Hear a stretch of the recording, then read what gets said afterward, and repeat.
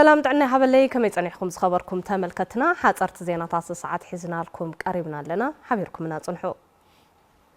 فلما شمت بريزيدنت جيزياو ممحدار تግራይ ዝምልከት ዜና ናባኹም ክነቅርብ ንዝሓለፉ ክልተ ዓመታት ምክትል ፕሬዝደንት ጊዜያዊ መምሕዳር ትግራይን ሓላፊ ካቢኔ ሴክሬታሪያ ሰላምን ጸጥታን ኮይኖም እናሰርሑ ዝጽንሑ ሌተናል ጀነራል ታደሰ ወረደ ካብ 30 መጋቢት 2017 ዓመተ ምህረት ጀሚሩ ፕሬዝደንት ጊዜያዊ መምሕዳር ትግራይ ኮይኖም ብቀዳማይ ሚኒስትር ኢትዮጵያ ዶክተር አብይ አሕመድ ተሸይሞም ኣለው ኣብ ዝሓለፈ ሓደ ወርሒ ሕገ መንግስቲ ኢትዮጵያ ስምምዕነት ሰላም ፕሪቶሪያን ማዕዳ ዲፕሎማቲክ ማሕበረሰብን ዘማእኸለ ሰፋሕቲ ዘተታት እናተኻይዱ ድሕሪ ምጽናሖም እቲ ጊዜያዊ መምሕዳር ክቕጽል ኣለዎ ዝብል መደምደምታ ምስ ተተሓዘ ነዚ ስግግር መን መሪሑ ኣብ ሽቱኡ ከብጽሖ ይኽእል ዝብሉ ልዝባት እናተገበረ ከም ጸንሐ እዩ ኣብቲ ዝተኻየደ ሽመት ተገሊጹ ዘሎ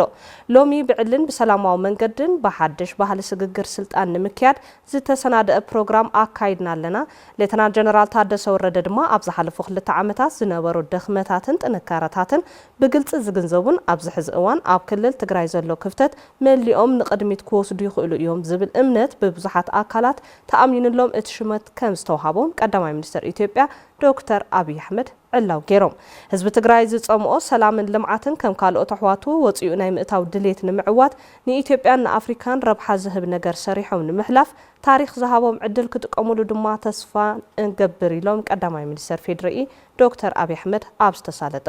ርኽክብ ሽመት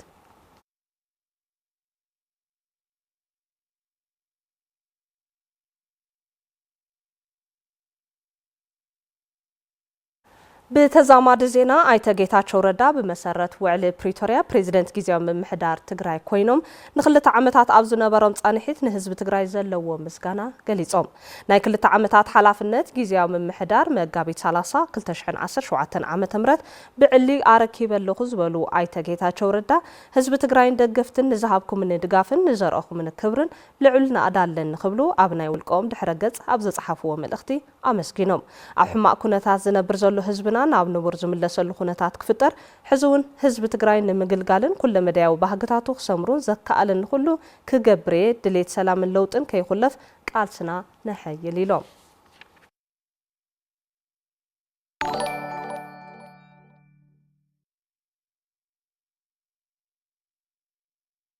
تشلمتي بلوطات ممهرانن امراراحه تمرتن كتما مايጨው بممحدار اتا ከተማ አቀባብላ ተገይርሎም አቀባብላ ዝተገበረሎም ተሸለምቲ መምሃራንን አመራራሓ ትምርትን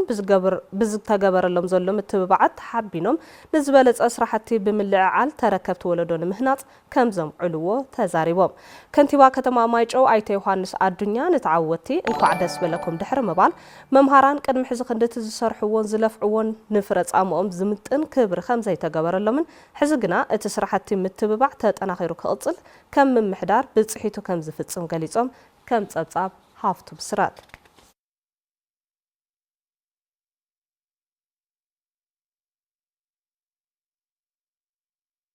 ممحدار وردا غانتا افشوم نميتن 22 سدرا سوات هاربنياتات تጋደልትን መናሰይን ንመንበር ዝኸውን መሬት ዓዲለ ለኹይሉ እትዕደላ መሬት ኣብ ጣብያ ሳሱን ቤት ሃዋርያን 35 ሚእታዊ ደቂ ኣንስትዮ ዝርከብኦ ን122 ወገናት ከም ዝተዓደለውን ተገሊጹሎ ኣተሓባር ከይዲ ስራሕ መሬትን መምሕዳርን ወረዳ ጋንታ ኣፈሹም ኣይተገብረ ጻድቃን በየነ እትዕደላ መሬት ንሃርበኛታትን ስድራ ሃርበኛታትን ዝግብኦም ክብሪ ክረኽቡ ብመሰረት ዝወፀ መምርሒ ዕደላ መሬት ከም ዝተፈጸመ ገሊጾም ተጠቀምቲ ትዕድል ዝኾኑ ሃርበኛታት እዚ ተግባር ኣብ ካልኦት ከባቢታት እትወረዳ ተጠናኺሩ ክቕጽል ኣለዎ ኢሎም ከም ጸብጻብ ሓበሬታን ርክብን ወረዳ ጋንታ ኣፈሹም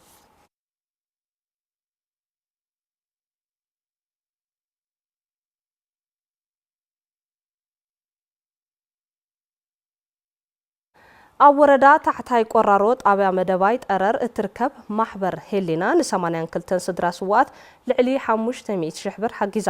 ኣባላታ ማሕበር ተጋዳላይ ዓንዶም እቲ ንስድራ ስዋት ዝግበር ደገፍ ንመውዓል ወደ ዓመት ፋሲካ ከም ዝኾነን ብቐጻልነት ተጠናኺሩ ከም ዝቕጽልን ገሊጹ ሓላፊ ቤት ጽሕፈት ዘፈር ተጠቃምነት ሕብረተሰብ ተጋዳላይ ጉዕሻ ሰፋ ስድራ ስዋት ምሕጋዝ ናይ ኩሉ ትግራዋይ ሓላፍነት ስለ ዝኾነ ኣብ ጎኒ ስድራ ስዋት ክንከውን ይግባእ ኢሉ ምእንቲ ህዝቢ ትግራይ ናይ ዝተሰውኡ ስድራ ቤት ምድጋፍ ትግራይ ንቅድሚት ንኽትቅጽል ዝገብር እዩ ዝተገበረልና ድጋፍ ድማ ነመስግን ዝበሉ ድማ ሓገዝ ተገበረሎም ስድራ ስዋት እዮም ክብል ጉዳያት ኮሙኒኬሽን ወረዳ ታሕታይ ቆራሮ ጸብጺቦ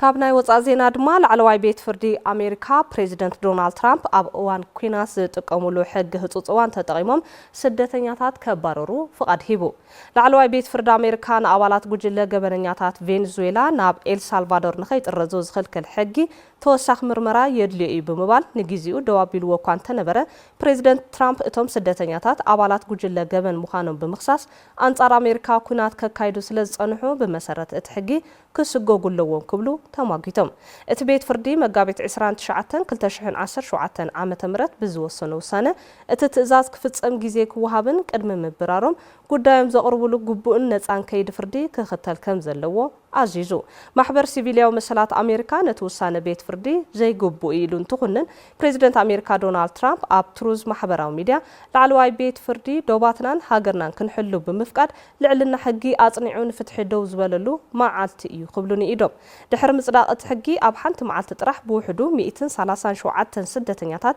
تسوقيكم يوم أمريكا إذا حقين موداتها أوان أب كالاي كوينات عالم ستتقامت لحق انتخون نبريزيدنت أمريكا نبور كيدي كي تختلت على أن زتابهالو زيقاتات كأسرون كتقرزون كأزز سفيح سلطان زهب مخانو بي بي سي تصاريحو ويان تبوزنه تسابت إبلنا اللو